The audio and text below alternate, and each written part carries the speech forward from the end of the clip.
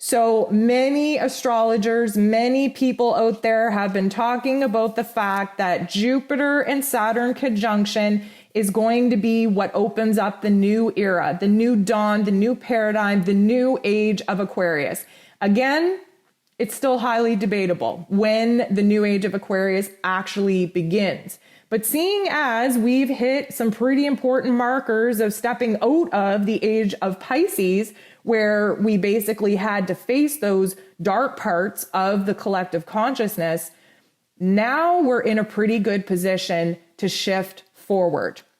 Let's talk about this conjunction here for a second. First of all, Jupiter and Saturn, they only get together and sitting next to each other in the cosmos every 20 years. So we are about to start on a brand new 20-year cycle. Even more than that, this is special because for the last 200 years, these two major heavy-hitting planets have only been in Earth signs. Aquarius is an air energy.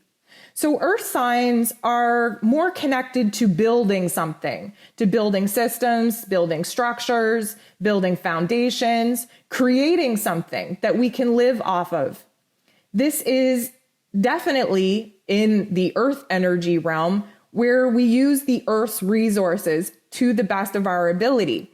And we're very connected to the material world, the physical realm, and all that we possess. That's material possessions, everything that we're attached to, everything, ideas, identities that make us who we are in this human realm. But the Earth sign energy is now coming to a close. Now we have a chance to reestablish some karma and some balance. Why? Because we've built systems and structures that are crumbling and no longer supporting humanity, the collective.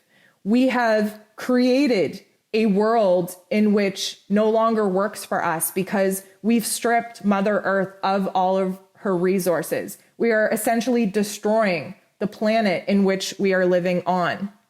And we've become too involved in the material world. We've become too fixated on possessions and material worth. This isn't just about money anymore. We're starting to recognize that the true currency of the earth is energy, and that starts within us. So yeah, we're done in the earth sign phase. Now moving into an air sign, especially Aquarius, again, we are fixated on revolution. We are going to see huge advancements in technology where we're kind of, in the earth energy, we're fixated on tangible things, things that we can see and touch and feel and, all of those physical senses. In an air energy, we're reliant on information. We're reliant on all the subtle energies that we can't see. So this is using, technology, Wi-Fi. I know, the 5G thing is still a huge debate. But again, when you have the right people in a place of power, 5G can be used to a great advantage instead of having the not so right people in control and having it actually harm us. Regardless, we're talking about laser healing. We're talking about sound healing. We're talking about the digital world. We're talking about, healing through modes and science that we haven't explored yet.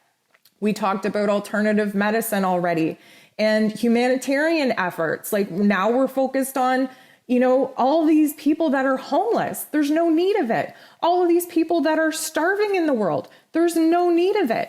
And now this is the time where we need to unify, where we need to use our compassion and our empathy in order to look past our own egoic self and recognize that we are individuals with talents, with passions, with our own life story.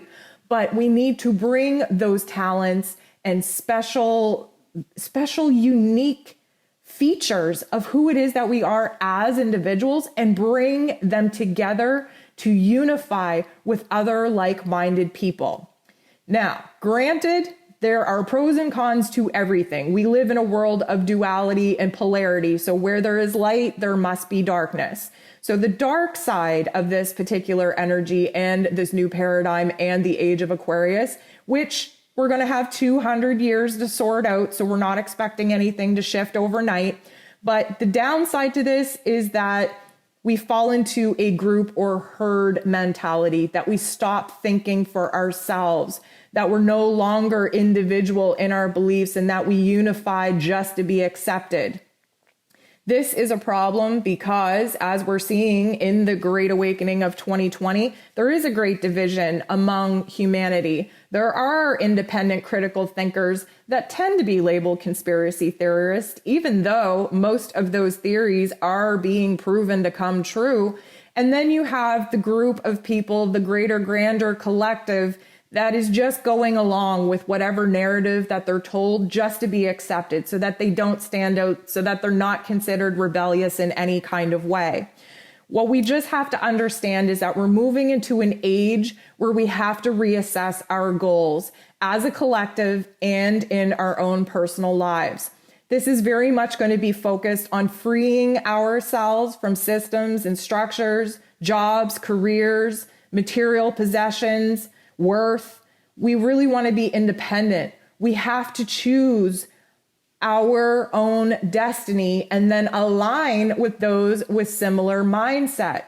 This is about maintaining our individuality, but sharing it as a like-minded collective. Now, we just have to understand that moving into the age of Aquarius and having all of this Aquarian energy, this is about the power of our minds, the power of thoughts, the power of ideas. And for those of you that don't believe in telepathy, you're going to be very disappointed as we move into the age of Aquarius, because telepathy is definitely a thing. We've just been dumbed down as a human race by the higher elites so that we don't recognize our own power. We don't recognize the supernatural abilities that are our God-given rights. And so with this great conjunction taking place, we are going to feel a huge shift moving into a brand new paradigm, a brand new age, and a brand new era.